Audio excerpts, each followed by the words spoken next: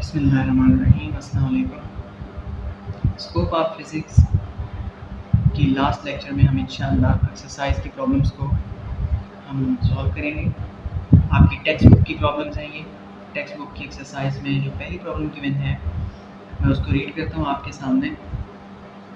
दूसरी प्रॉब्लम को फिलहाल छुपा देते हैं, इसकी ज़रूरत नहीं है। Find out the area of A rectangular plate having length 21.3। अब हम एक रेक्टेंगुलर प्लेट है, रेक्टेंगल आपको पता है कि इस तरह की शेप होती है। एक रेक्टेंगुलर प्लेट है हैविंग लेंथ 21.3 सेंटीमीटर। उसकी जो लेंथ है वो 21.3 सेंटीमीटर है, प्लस माइनस 0.2। ये इस जो इंस्ट्रूमेंट होता है उसकी अनसर्टेनिटी है। कोई भी इंस्ट्रूमेंट 100% एक्यूरेट नहीं है। फिज़िक्स में जितने भी इंस्ट्रूमेंट्स बनाए गए उनमें से कोई भी 100% एक्यूरेट नहीं है। तो अब ये अनसर्टेनिटी ऑफ इंस्ट्रूमेंट है। मसलन आप स्केल जिससे आप मेजरमेंट करते हैं या लाइनें लगाते हैं, उसके ऊपर आप मैक्सिमम कितनी एक्यूरेट मेजरमेंट कर सकते हैं। आप वो जो स्केल होता है आपने उसमें सेंटीमीटर देखे होंगे, सेंटीमीटर के बीच में छोटी छोटी लाइनें होती हैं, उनको मिलीमीटर्स कहते हैं। आप मैक्सिमम मिलीमीटर के लेवल तक एक्यूरेट हो सकते हैं। मिलीमीटर के दरमियान क्या वैल्यू होगी आप नहीं जानते। किसी भी चीज़ को आप मेजर करेंगे, मिलीमीटर के बीच में क्या वैल्यू होगी यू कांट फाइंड इट। उसके लिए फिर आप वर्नियर कैलिपर पे आएंगे, फिर वर्नियर कैलिपर भी 1 मिलीमीटर का 10वां हिस्सा कर देगा, लेकिन उससे ज़्यादा आप नहीं कर सकेंगे। फिर माइक्रोमीटर स्क्रू गेज आता है। आप अच्छे से अच्छा इंस्ट्रूमेंट ले आएँ, अच्छे से अच्छा ले आएँ।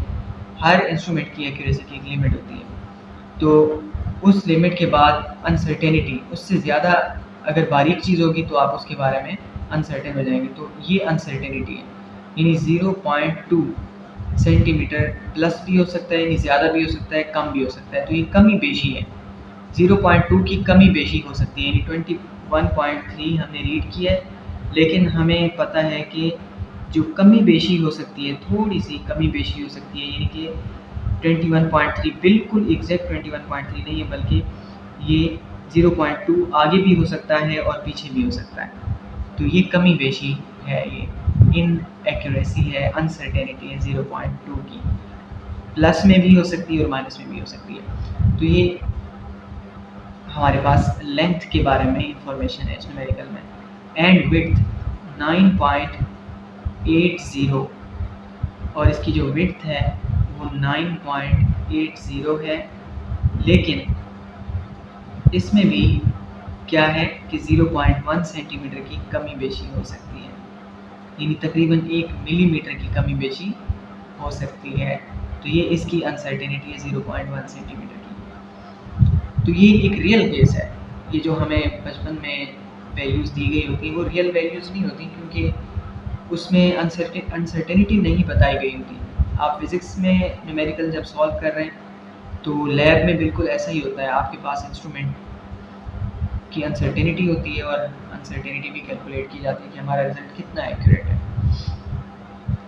तो फाइंड द एरिया। अब एरिया हम फाइंड करेंगे तो हमें ऐसा आंसर लेके आना है जिसमें हमें अनसर्टेनिटी भी पता हो। तो चलिए हम डेटा बनाते हैं। सबसे पहले हम लेंथ को रखेंगे 21.3 सेंटीमीटर और इसमें प्लस माइनस करके 0.2 सेंटीमीटर की अनसर्टेनिटी भी है। मैं सेंटीमीटर एंड पे भी लिख सकता हूँ, यानी ऐसे भी सही है जैसे बुक में गिवन है। और विड्थ 9.80 और अनसर्टेनिटी है इसकी 0.10 सेंटीमीटर। हमें एरिया फाइंड करना है। सॉल्यूशन की हेडिंग, एरिया हमेशा बराबर होता है लेंथ इनटू विड्थ, बचपन में पढ़ा था आपने। और लेंथ है हमारे पास 21.3, अनसर्टेनिटी 0.2, विड्थ है 9.80 विद अनसर्टेनिटी 0.1। सेंटीमीटर। अब आप देखिए ये इसकी एक्चुअल लेंथ है। सबसे पहले हम सर्टेन वैल्यूज़ को मल्टीप्लाई करते हैं। 21.3 को 9.80 से हम मल्टीप्लाई करेंगे तो हमारे पास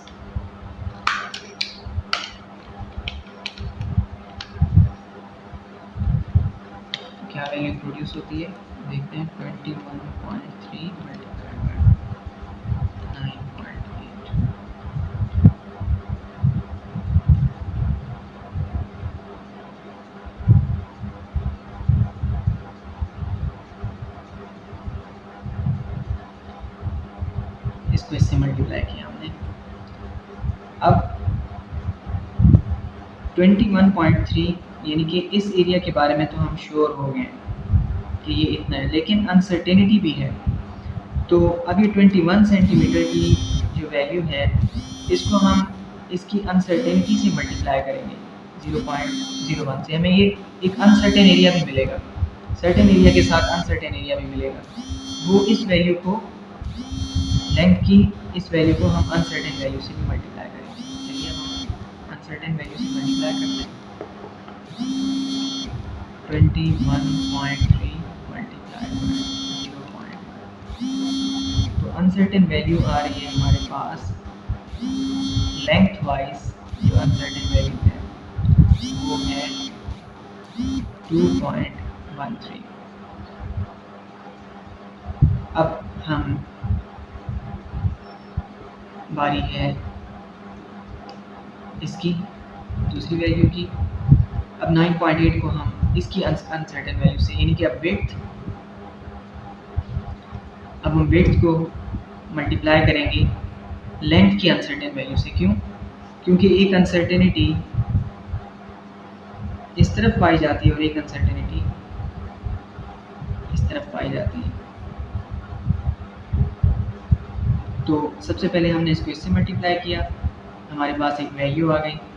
अब हम अनसर्टेनिटी कैलकुलेट करना चाहते हैं तो लेंथ को वेट की अनसर्टेनिटी से मल्टीप्लाई किया और वेट को लेंथ की अनसर्टेनिटी से मल्टीप्लाई करेंगे। तो ये मेरी लाइनें आप याद रखिएगा, ठीक है। ये तो आपका मेन एरिया हो गया, लेकिन हमने लेंथ को वेट की अनसर्टेनिटी से मल्टीप्लाई किया। अब वेट को लेंथ की अनसर्टेनिटी से मल्टीप्लाई करेंगे। जब हमने लेंथ को वेट की अनसर्टेनिटी से मल्टीप्लाई किया तो हमें लेंथ वाइज अनसर्टेनिटी मिली है ये वाली, ये 2.13। तो ये 2.13 है लेंथ वाइज अनसर्टेनिटी। अब हम वेट वाइज अनसर्टेनिटी फाइंड करेंगे। 9.8 0 को मल्टीप्लाई करेंगे 0.2 से।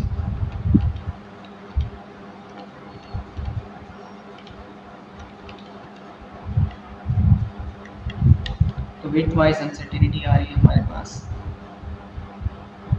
1.96। तो ये यहाँ पाई जाती है, यानी कि ये पतली सी जो लकीर है 1.96 की है और ये 208.74। ये वो एरिया है, ये मेजर एरिया है। यानी मेजर एरिया 208.74 208.74 cm स्क्वायर है। लेंथ वाइज 2.13 की 2.13 सेंटीमीटर स्क्वायर की अनसर्टेनिटी है।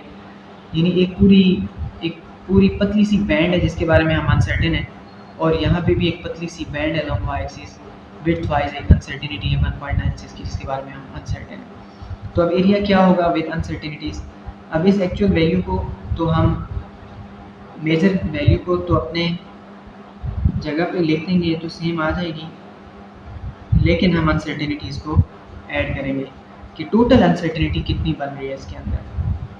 तो चलिए अगर इसको हम ऐड कर लेते हैं 1.96 प्लस 2.13 तो 4.09 आ रही है अनसर्टेनिटी। तो अगर आप इसको राउंड ऑफ कर देते हैं तो 2 ये पॉइंट क्योंकि 5 से बड़ा है तो 2.09, और अगर आप इसको राउंड ऑफ करते हैं तो सिर्फ 4 ही रहेगा, क्योंकि इस 9 की वजह से 1 हो जाएगा, फिर भी 0.5 से कम है तो आप इसको जस्ट 4 कर दें। तो cm²। ये आपका रिज़ल्ट है जो लैब्स में होता है। अक्सर लैब्स में आपको इसी तरह ही रिज़ल्ट मिलते हैं। लैब्स में 2+2 4 नहीं होता, क्योंकि इंस्ट्रूमेंट्स में इनएक्यूरेसी होती है, अनसर्टेनिटी होती है। ये फिज़िक्स की एक तल्ख हकीकत है। तो यहाँ पे आपने एरियाज़ देख लिए, ठीक। तो मेजर एरिया क्या था, और लेंथ में अनसर्टेनिटी की वजह से लेंथ वाइज अनसर्टेनिटी पैदा हुई है, विड्थ में अनसर्टेनिटी की वजह से पूरी विड्थ की लेंथ में पूरी विड्थ वाइज अनसर्टेनिटी पैदा हुई है। मेजर एरिया को अपनी जगह लिखा हमने, अनसर्टेनिटीज़ को ऐड किया, और हमारे पास एक ऐसा आंसर आया कि 209 सेंटीमीटर स्क्वायर के एक मेजर एरिया है, जिसमें 4 सेंटीमीटर स्क्वायर कम या ज़्यादा हो सकता है, यानी 4 की कमी बेशी हो सकती है। तो ये हमारी पहली प्रॉब्लम सॉल्व हो गई। अब हम दूसरी प्रॉब्लम की तरफ आते हैं। चलिए अब इसको पढ़ते हैं। बहुत ही इजी है। Calculate the circumference of a circle of radius 3.5 centimetre, area of a circle of radius 4.65 centimetre. आपने ऐसे सवाल बचपन में किए होंगे, क्योंकि बहुत आसान है ये, ठीक।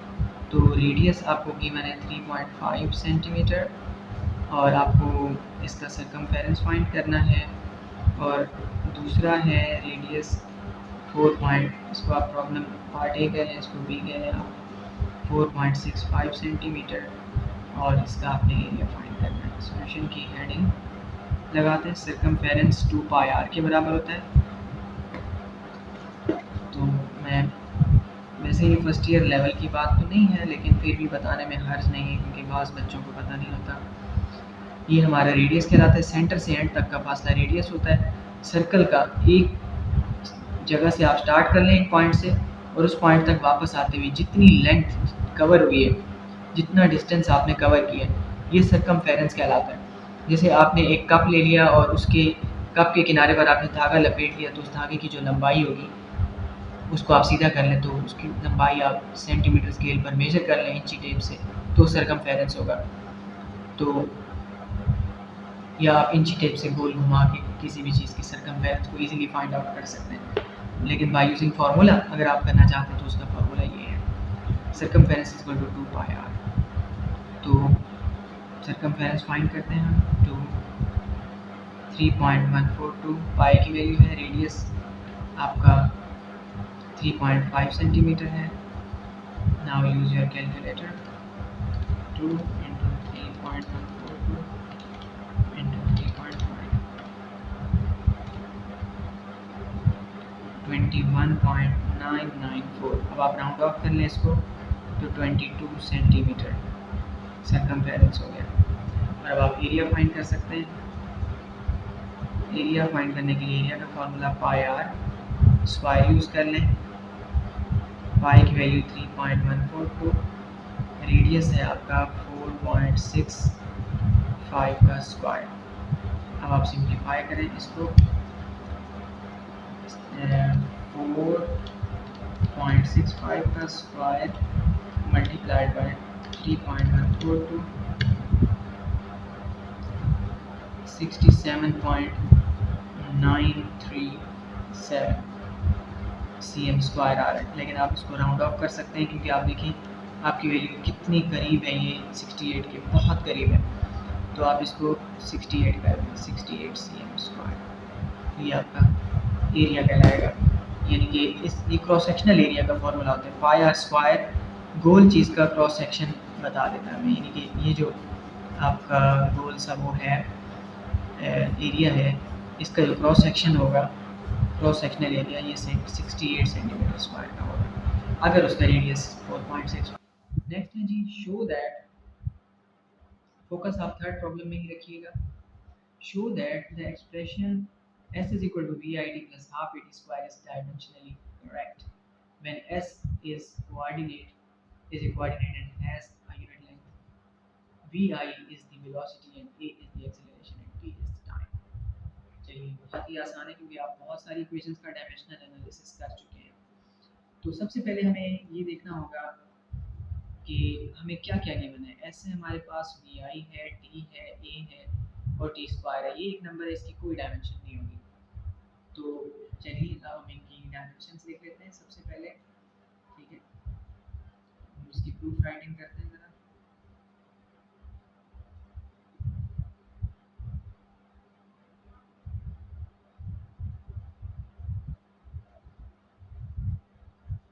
सबसे पहले हम इन इक्वेशंस के डायमेंशंस को लिखते हैं। वेलोसिटी की डायमेंशन होती है एल टी इनवर्स और एस की होती है एल, क्योंकि एस एक तरह का डिस्टेंस है, तो फिर डिस्टेंस के लिए तो लेंथ की एसोसिएटेड डायमेंशन एल है। टी टाइम है तो इसकी टी है, और एक्सेलरेशन एल टी की पावर -2 होता है, और टी स्क्वायर है तो फिर अगेन टी ही पुट करेंगे हम उसकी जगह। तो ये हमारे पास डायमेंशन है, सेंस इन तमाम वैल्यूज़ की ये डायमेंशन है। तो अब हम पुट करेंगे देयरफॉर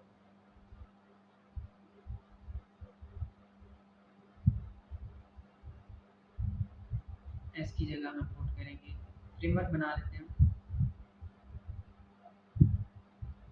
और इस हाफ की कोई डायमेंशन नहीं है, हाफ की कोई डायमेंशन नहीं है, एक्सेलरेशन की डायमेंशन पुट करूँगा और यहाँ टाइम की। तो ये देखिए मैंने फ्रेमवर्क बना लिया, मैं यहाँ पुट करता जाऊँगा। ये मेरा डिस्टेंस है, length displacement actually, and vi initial velocity, time और एक्सेलरेशन और टी स्क्वायर यानी टी। तो चलिए अब हम सिंप्लीफिकेशन करते हैं। टी इनवर्स और टी ये तो कैंसिल हो जाएंगे, आपको पता है ये टी डिवाइड में पड़ा हुआ है, मैं इसको चलिए नीचे ले जाकर कैंसिल करवा देता हूँ। ये टी इनवर्स है नीचे और ये टी है, इसी तरह प्लस ये टी की पावर -2 है, नीचे जाके +2 हो जाएगी, और ये टी स्क्वायर हो जाएगा। टी से टी कैंसिल, टी से टी कैंसिल, यहाँ लेंथ है, यहाँ से एक एल बचा और यहाँ से एक एल बचा। Length plus length two length नहीं होगा, क्योंकि डायमेंशंस का जब आप डायमेंशनल एनालिसिस करते हैं ये क्वालिटेटिव होता है, क्वांटिटेटिव नहीं होता। मैंने कहा था milk plus milk is equal to milk, length plus length is equal to length, dimension plus dimension is equal to dimension. आपको रूल याद होगा, left hand side is equal to right hand side, और ये equation it is dimensionally correct.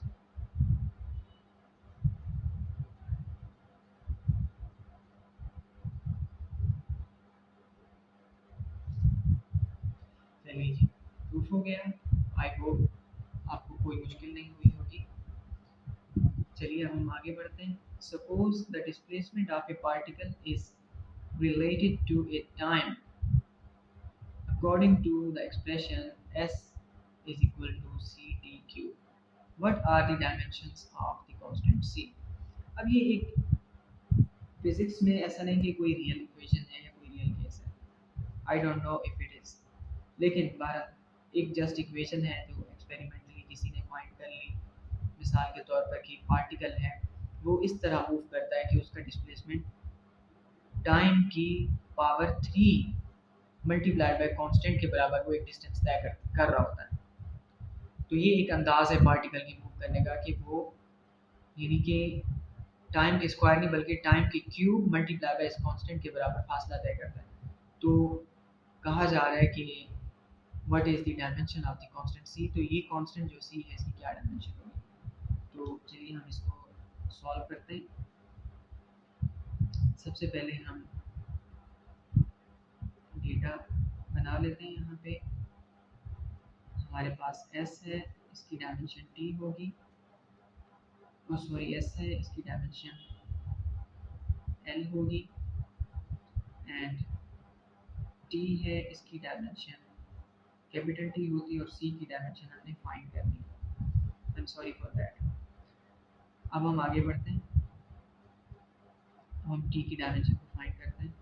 Solution की heading लगा के particle की equation लिख लेते हैं। s is equal to C T cube है, तो c बराबर हो जाएगा s अपॉन टी क्यूब। तो अब हम जानते हैं कि s की डायमेंशन l है और t की कैपिटल T है। अब हम इन वैल्यूज को पुट करेंगे, therefore c is equal to l upon t का होल क्यूब। तो c बराबर हो जाएगा l टी क्यूब ऊपर चला जाएगा तो इसकी नेगेटिव पावर पॉजिटिव पावर जो है इसकी नेगेटिव पावर में कन्वर्ट हो जाएगी एल टी माइनस 3। ये इसकी डायमेंशन, वेरी इजी, बहुत ही आसान।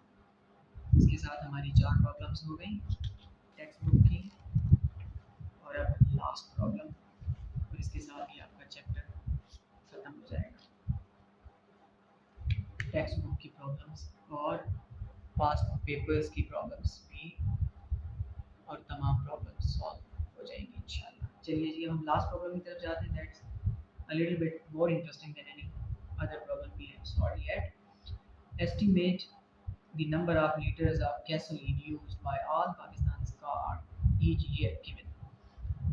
तखमीना लगाएं, अंदाज़ा लगा कर दिखाएं कि कितने लीटर गैसोलीन इस्तेमाल हुआ होगा पाकिस्तान की सारी कारों में एक साल के अंदर, हर साल में। गिवन दिया ये गया है कि number of cars in Pakistan are 500,000 cars हैं, 5 लाख कारें अगर पाकिस्तान में हैं।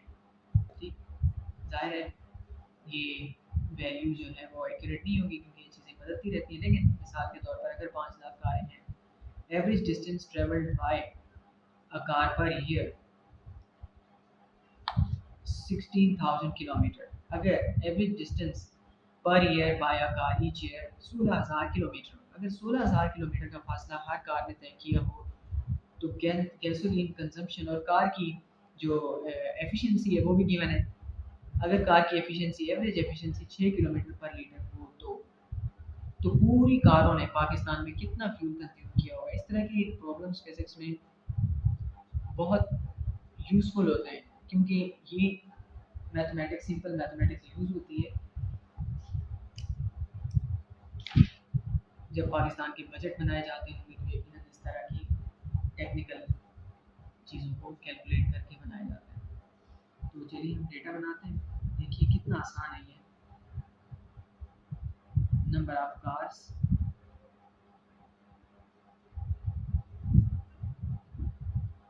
$500,000 और एवरेज डिस्टेंस, इसको मैं कह देता हूँ एस बार, ये एवरेज को शो करता है। एवरेज डिस्टेंस 16,000 किलोमीटर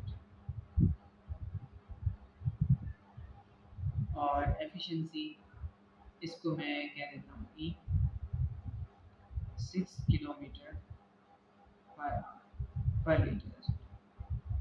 तो चलिए अब हम सॉल्व करते हैं।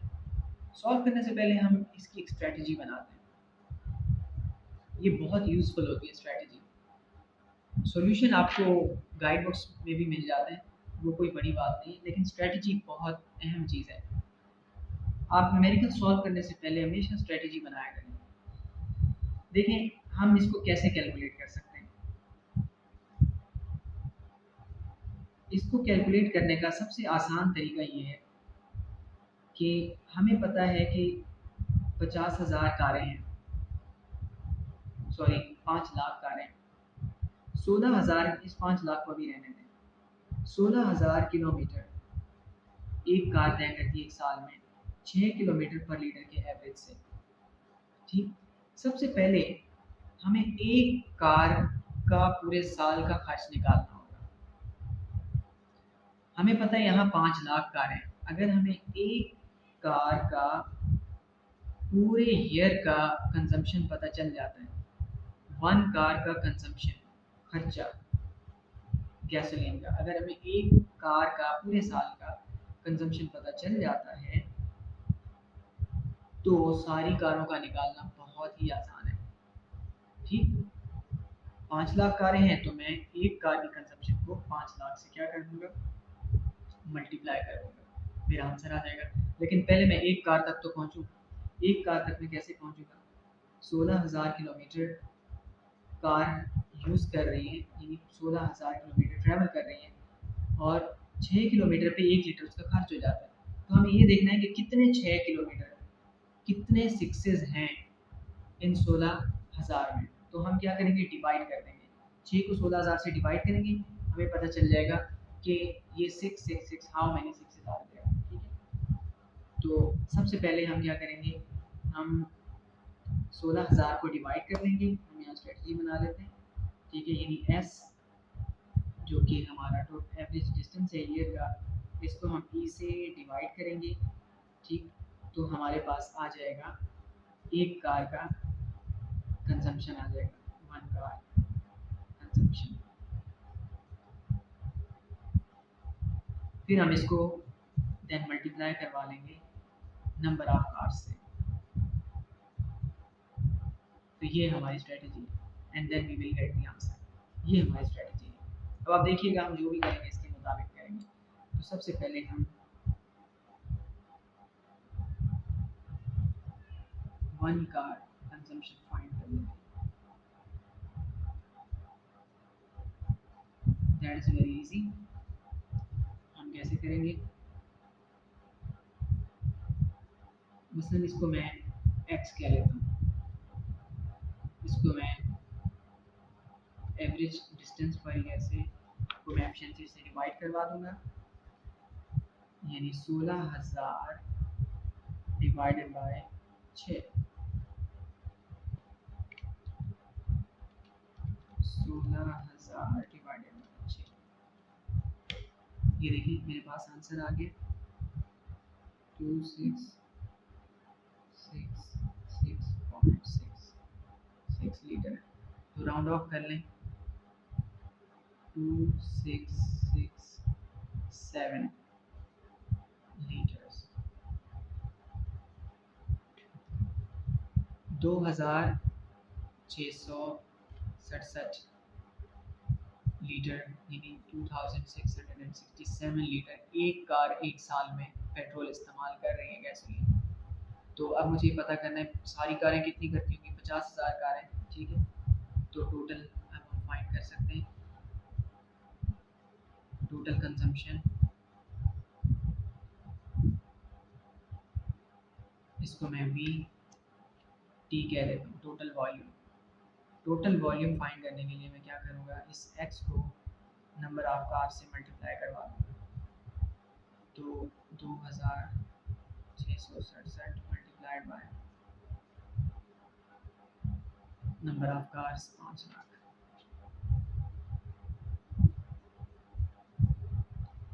तो चलिए अब हम इसको मल्टीप्लाई करवा देते हैं 5 लाख से।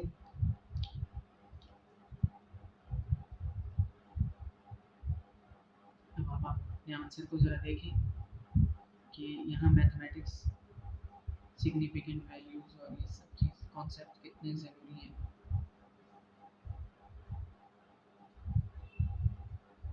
मेरे पास 10 डिजिट का आंसर है, पहले डिजिट के पीछे 0 ला के मैं इसको वैल्यू को 1 2 3 4 5 6 7 8 9 एक्सपोनेंशियल नोटेशन में कन्वर्ट करने जा रहा हूँ इसको, ठीक। तो 3 3 6 3 9 मैंने पॉइंट को यहाँ शिफ्ट करना है।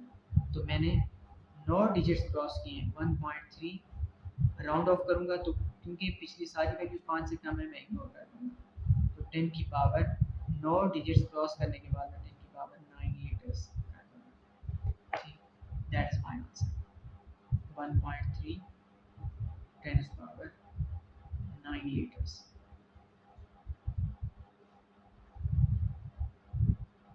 इसके साथ ही आपके फर्स्ट चैप्टर की टास्क कंप्लीट हो जाते हैं और स्कोप ऑफ फिजिक्स हमारा चैप्टर कंप्लीट हो गया है और तमाम प्रीवियस ईयर के क्वेश्चंस और टेक्स्ट बुक की प्रॉब्लम्स के साथ। Thank you so much for watching and keep doing your practice. Thank you so much. अल्लाह हाफिज़।